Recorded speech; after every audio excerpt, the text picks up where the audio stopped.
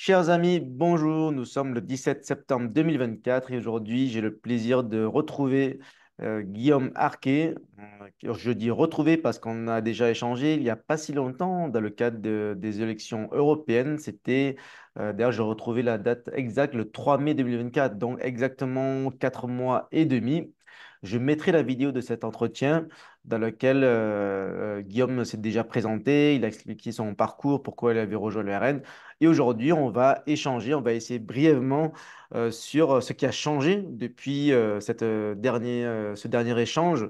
Il est devenu responsable de Circo pour le RN et il va aussi nous expliquer ce qu'il fait pour la rentrée politique, puisque c'est le but de ces échanges, c'est d'échanger avec tous les responsables politiques de tous les partis pour savoir ce qu'ils font pour la rentrée. Bonjour Guillaume, comment vas-tu? Bonjour Marc, merci. Écoute, ça va très bien et merci encore pour avoir pensé à moi dans le cadre de tes interviews concernant les élus des Français de l'étranger notamment. Hein, et donc, Oui, ben c'est tout naturel puisque tu as été toi-même un élu et puis bon, on se connaît, on s'est déjà rencontrés. Mais voilà, en tout cas, bien entendu, je n'ai pas demandé qu'à toi, j'ai demandé à tout le monde, à tous les responsables de Circo RN et tu es celui qui a répondu tout de suite. Et j'ai demandé aussi aux autres partis. Il y a par exemple le responsable de Reconquête qui préfère faire une interview écrite, donc j'attends de ses nouvelles. Et il y a d'autres mouvements dont je n'ai pas eu de nouvelles, UPR, Dupont-Aignan, etc. Je ne sais pas ce qu'ils deviennent, pas de réponse. Mais bon, c'est pas grave, on est là pour parler de toi. Bon, alors, Guillaume, entre-temps, tu es devenu responsable de Circo. Est-ce que tu peux nous dire comment ça s'est passé? Comment tu en es arrivé là et pourquoi tu as souhaité prendre cette responsabilité. comment j'en suis arrivé là? Bon, tout le monde a dû suivre un petit peu l'actualité législative française qui, à la suite des élections européennes, a vu le président Macron procéder à la dissolution de l'Assemblée nationale et donc à des élections législatives anticipées pour lesquelles j'étais candidat en tant que suppléant sur la septième circonscription des Français de l'étranger. Qui était la candidate déjà, Alors, ou la le candidate, candidat? c'était Mathilde Navet-Dumas, qui avait été candidate elle-même en 2022. Donc, j'ai été proposé pour être suppléant, chose que j'ai acceptée. Et donc, à la suite de ça, j'ai mené la campagne que j'ai pu mener avec les délais qui nous étaient impartis et les restrictions dues à une dissolution, on va dire, précipitée, que si certes nous la souhaitions, elle est quand même intervenue d'une manière très très abrupte et elle nous a un peu pris de court. Enfin, quand je dis nous, c'est pas le Rassemblement national, c'est je pense à peu près tous les Tout le partis, monde. puisque je pense que même le Premier ministre à l'époque, Monsieur Attal, était le premier surpris de la décision du président de la République. Donc bon, j'ai mené la campagne que j'ai pu mener, principalement de manière digitale euh, sur, sur les zones dans lesquelles je suis implanté, on va dire, de par mon passé en tant qu'ancien élu des Français de l'étranger, mais aussi euh, de par mon implication politique sur certaines zones. Donc la campagne s'est quand même assez bien passée. Les résultats ont été pour ma part, probant. Alors pour le RN, de manière générale, oui.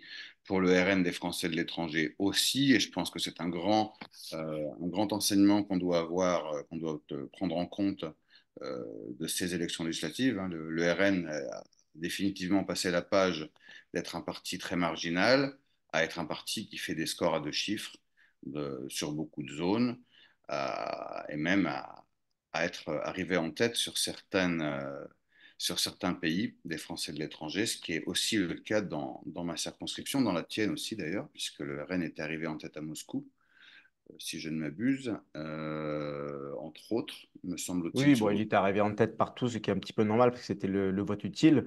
Tu penses que ça va durer? Parce qu'en fait, là, il y a quand même eu un fort vote utile parce que c'était avec le soutien d'Éric Ciotti, de Marion Maréchal aussi. À l'avenir, s'il y a des candidats c'est différent avec Ciotti, avec Marion Maréchal, etc., et que c'est splitté dans tous les sens, tu penses que le RN conserve une position, on va dire, importante chez les Français de l'étranger? J'ai envie de dire, ça dépend de nous. Ça dépend directement, c'est pas une prévision, ça dépend de nous, ceux qui avons été candidats, ceux qui souhaitons redevenir candidat, ce qui est mon cas. Pour les prochaines élections législatives, qui, bon, on ne sait pas quand est-ce qu'elles seront, mais enfin, c'est possible qu'elles soient dans 10 mois, puisque l'instabilité institutionnelle fait en sorte que le gouvernement Barnier, qui n'est d'ailleurs pas encore totalement, enfin pas du tout formé à part le Premier ministre, va avoir beaucoup de soucis pour se maintenir.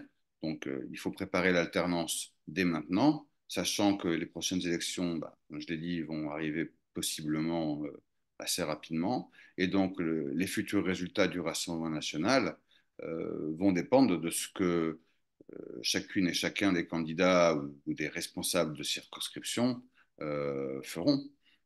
Et dans Alors mon cas, justement, c'est quoi ton programme? Qu'est-ce que tu vas faire? alors, dans mon cas, c'est très clair. Moi, ma feuille de route, je l'avais exprimée sur les réseaux sociaux dès dès le soir du premier tour. C'est-à-dire qu'il y a une dynamique qui s'est enclenchée. Je pense un peu partout, mais bon, je vais parler de ma circonscription puisque c'est celle que je connais. Une dynamique qui s'est enclenchée avec l'apport de nombreuses personnalités, non seulement du Rassemblement national, mais aussi du camp patriote de manière générale, qui, de leur propre chef, se sont rapprochés de nous pour mener la bataille ensemble. Donc, cette flamme, c'est un jeu de mots sur le logo du Rassemblement national, mais la flamme qui est née à l'occasion de ces élections, eh ben, c'est à nous, entre autres à moi sur la circonscription, à ne pas la laisser s'éteindre, c'est-à-dire que dès ce début septembre, avec ma nomination en tant que responsable de Circo, je suis en train de m'employer à maintenir les réseaux qui ont fait que des gens qui n'étaient pas au Rassemblement national, qui venaient d'autres horizons patriotes, depuis les amis d'Eric Ciotti jusqu'aux amis de Marion, puissent continuer à faire un bout de chemin ensemble pour préparer l'avenir. Alors, comment tu prépares l'avenir et comment tu vois les élections? On va dire, s'il n'y a pas de dissolution, il y a les élections des conseils des Français de l'étranger. Logiquement, je suppose que tu seras candidat. Et comment tu vas constituer ta liste? Est-ce que tu vas faire une liste avec des sympathisants de Ciotti et Marion, mais peut-être aussi des membres, des soutiens de Reconquête et d'autres partis de droite? Tu es ouvert à ça ou Alors, moi, je tu suis vas essayer? ouvert dans le cadre des élections des conseillers des Français de l'étranger, donc qui aura lieu en 2026. Si jamais il n'y a pas d'élection législative avant, chose dont je doute fortement, je pense qu'il y en aura. Pour les élections consulaires, on va dire oui, il appartiendra dans chacune des circonscriptions, y compris dans celle des Français de l'étranger, circonscriptions consulaires, hein, je parle bien ici des circonscriptions consulaires et pas des circonscriptions législatives. Il appartiendra à chacun d'entre nous d'essayer de monter des listes un peu transversales de patriotes pour pouvoir, in fine, avoir des élus et peser au Sénat. Euh, moi, je ne suis pas fermé à quoi que ce soit, surtout que, en général, les listes consulaires ne sont pas forcément des listes 100% politisées. Hein. C'est important d'avoir des apports du monde économique ou du monde Du terrain? associatif. Voilà. Donc, on verra dans chacune des circonscriptions qui sont ici. Alors, de ma mémoire, il y a la Pologne, il y a la République tchèque. Ensuite, il y a nous, là où j'habite, en Slovaquie, plus l'Autriche, Slovénie. Puis il y a la Hongrie. Ensuite, il y a la Serbie. Ensuite, il y a les Balkans du Sud. Il y a la Croatie. Et ensuite, il y a la circonscription un petit peu hybride qu'on a ici, qui est la Roumanie-Moldavie. Je dis hybride parce que la Roumanie appartient à la circonscription 7 au niveau législatif, mais la Moldavie elle appartient à la circonscription 11. C'est un peu la seule anomalie qu'on a dans la circo, c'est-à-dire qu'on a des conseillers consulaires qui sont sur deux circonscriptions législatives. Et bon, ça, c'est du détail. C'est du détail. Euh, on a évidemment l'intention d'avoir des candidats partout, ça ne sera pas forcément évident. Et évidemment, moi je pense que la, la dynamique qui est née au moment des législatives, il faut en profiter pour les prochaines législatives et, in fine, pour les prochaines consulaires, qui, je le répète, d'après moi, interviendront après les prochaines législatives. Et D'accord. ici, alors si je peux me permettre, bon, Parler de sigles, de partis, bon, d'accord, mais il faut parler de gens qui sont impliqués dans le monde des Français de l'étranger. Euh, et au moins, quand on présente des candidats aux élections consulaires, ce sont les Français de l'étranger, les gens doivent résider dans la circo. Bah là, ils sont obligés. C'est pas comme législative où tu peux parachuter quelqu'un du siège en France. Tout Là, à tu fait. es obligé d'être inscrit sur les listes électorales consulaires, donc ça règle le problème. Après, Tout bon, à ce qu'il fait. faudrait, c'est que ce soit pas quelqu'un qui soit inscrit il y a 6 mois juste pour. Tout à fait. Tout à fait. Surtout que même si les sigles sont aussi importantes, elles sont importantes même pour les élections locales des Français de l'étranger. Elles sont peut-être un petit peu moins déterminantes, mais bon, elles ont leur poids aussi.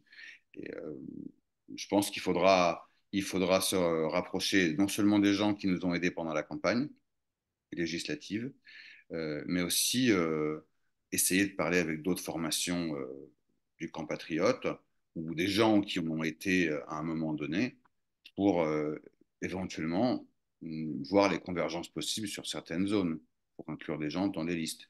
Parce que toi, tu es conseiller consulaire, enfin conseiller des Français de l'étranger, tu sais très bien que monter des listes, c'est très compliqué pour les Français de l'étranger.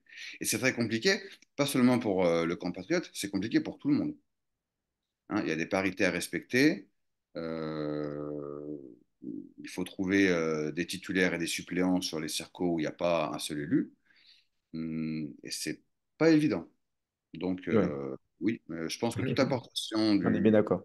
qui proviendra du camp patriote au sens large, que nous avons quand même évidemment vocation à, à dominer, puisque nous sommes la force, non seulement la première force des Français, mais aussi la première force patriote. Avec nous, avec Des Français de chacun. l'étranger aussi, tu penses? Oui, oui, bien sûr. Les élections législatives ont démontré que nos candidats ont fait des scores respectables. Alors, pas forcément des bons scores, mais des scores respectables partout. Oui, Hein. mais Malgré les législative, candidats reculés, il y a un fort vote utile. Est-ce que tu penses qu'au niveau des élections consulaires, par exemple, ce sera la première force? c'était pas la première force pour les élections législatives, sauf sur certaines circonscriptions, enfin certains postes consulaires. Ben, sur quasiment tous les circos, c'était RN, RN Sauti, il me semble. En tout cas, dans ma circo, ils ont fini troisième. Oui, troisième, c'est ça. Ils n'étaient pas Oui, premiers ni la deuxième. première force de droite, je veux dire. La première Oui. force du camp patriote, parce que la Voilà. droite, Pour ça veut dire législative, oui, du camp patriote. du camp patriote, oui, oui. Bah, je pense que, une fois de plus, il appartient à chacun d'entre nous dans les circonscriptions législatives et donc in extenso consulaire à faire vivre la dynamique qui a été créée lors des législatives pour pouvoir être le vote patriote numéro un et numéro deux, en fait, le Ok. seul. D'accord. Alors concrètement, et toi, quelle est ta vision dans ta circo? Vous allez faire des réunions visio de toute la circo. Tu as commencé à nommer des personnes par circo consulaire. Comment tu travailles? Tu fais et derrière, est-ce que tu sais combien d'adhérents il y a dans ta circo? Alors, j'attends encore tous les Tous les documents parce que infos. ma nomination a été très très récente, tellement récente que je ne l'ai même pas encore ni dans les réseaux sociaux. Donc Ah, j'attends ben voilà, d'avoir, on l'annonce en avant-première alors. voilà, j'attends de savoir, d'avoir on va dire des listings de personnes qui ont été membres ou qui sont membres du Rassemblement national. J'ai évidemment un certain nombre de gens qui se sont rapprochés de nous et qui venaient des amis de Marion Maréchal ou des amis d'Éric Ciotti, euh, donc, et qui se sont rapprochés de nous pendant ces élections législatives pour nous apporter leur soutien et aussi leur soutien logistique. Hein. Les amis de Marion Maréchal, par exemple, je pense que c'était sur Bucarest, ont organisé une très très belle visio, ou c'était à Sofia, je sais plus, enfin, dans les Balkans du Sud. Une très belle visio à laquelle j'ai participé pendant les législatives. Donc, c'est toute cette flamme qui est née à ce moment-là, il faut la continuer, il faut continuer à la faire perdurer. Ça va éventuellement passer, mais ça, il faut que j'en parle avec Jeanlin, qui est notre patron au siège. Si on va nommer des référents pays. Mais oui, a priori, c'est une chose qui est possible, puisque on avait déjà des assesseurs au niveau des élections législatives et européennes. Donc ces gens auront potentiellement la volonté de continuer à développer l'activité du parti sur des pays, sur les pays de la circonscription. Donc oui. Ok. Après, nommer c'est bien. Ce qui est important, c'est de rester en contact, de faire, oui, des visios, d'avoir des groupes WhatsApp ou des choses comme ça, pour être prêt surtout, pour être prêt et pour pouvoir, chacun d'entre nous, dans nos cercles respectifs, hein, associatifs, école française, pour rester visible. D'accord, très bien. Bon, on a parlé de la rentrée, de ce que tu comptes faire. J'ai une petite dernière question sur tes relations avec nos anciens collègues, parce que tu as été LR à une époque, comme moi, et tu fais partie des rares LR qui ont, on va dire, un peu basculé un peu plus à droite, officiellement. Là, il y a quelques jours, j'ai échangé avec Hervé Sérol, donc il est resté, il est plus LR, mais il est avec une nouvelle énergie. Voilà, mais il n'a pas rejoint le RN, Reconquête ou d'autres. Donc toi, tu es la seule, le seul cas que je connaisse, bon, à part moi, on peut dire. Quelles sont tes relations avec les autres, nos anciens amis? Est-ce que vous Alors, échangez encore beaucoup? Vous avez plus de contact? Vous oui, êtes copains? oui, Vous n'êtes bien pas sûr, copains? tout à fait, tout à fait, tout à fait. Il ne faut pas être sectaire de toute manière dans la vie. Il faut toujours essayer de parler avec tout le monde parce que des fois, on n'est pas à l'abri de surprises. Alors, je ne vais pas donner de nom, mais j'ai des gens qui ont rejoint, en tout cas, du moins idéologiquement, qui ont rejoint la mouvance d'Éric Ciotti, donc Bah, qui ont, idéologiquement, oui, c'est sûr. qui ont fait le pas suivant. Oui, officiellement, c'est autre chose. Voilà, ils ont fait le pas suivant de se rapprocher de nous, de rentrer dans la galaxie, on va dire, du camp national, qui maintenant ben, comprend évidemment le nouveau parti UDR, hein, euh, mené par Eric Ciotti, et qui a vocation aussi donc à apporter son expérience et à apporter ses compétences au service de la cause nationale. Ok, très bien. Bah, écoute, moi, je pense que c'est bien. On a été assez concis. Est-ce que tu veux faire passer un message, un dernier mot? Alors, bah, je trouve que ça serait bien que euh, mes autres collègues des autres circonscriptions acceptent ton invitation pour parler de leurs zones respectives. Euh, Comme ça donnerait une bonne vue d'ensemble. Et surtout que tu as de nouveau interviewé, donc, comme tu l'as dit avant, notre président national, Jean-Alain Lacapelle, qui donc, est très dynamique en charge des Français de l'étranger, qui est une fédération qui est en plein essor et essor que j'espère va pouvoir continuer à se concrétiser dans les prochaines semaines, les prochains mois, au niveau des activités, au niveau de la visibilité, pour pouvoir dès maintenant préparer l'alternance qui, pour moi, peut arriver assez vite. Hein. Il faut pas oublier que le Rassemblement national, avec ses alliés, ont eu 11 millions de voix au deuxième tour des élections législatives. Certes, il n'y a que 142 députés, mais il y a beaucoup de candidats qui se sont retrouvés au deuxième tour battus avec des marges de voix très faibles. Don Euh, Jeanlin? Ensuite, dans Jeanlin, hein, dans le Loiret.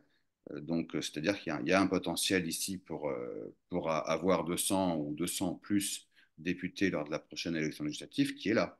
Et il faut y travailler, chacun dans notre coin, chacun avec nos réseaux et surtout avec la ferme intention de ne pas baisser les bras. Ok, très bien. Mais tu as tout à fait raison. D'ailleurs, s'il y a des responsables RN ou autres, d'ailleurs, hein, ou même des macronistes de gauche qui veulent échanger avec moi, surtout dans des zones que je ne connais pas trop, Amérique du Sud, Afrique, etc., c'est avec grand plaisir. Merci beaucoup, Guillaume, et j'espère à très bientôt. À très bientôt, Bye Marc. bye.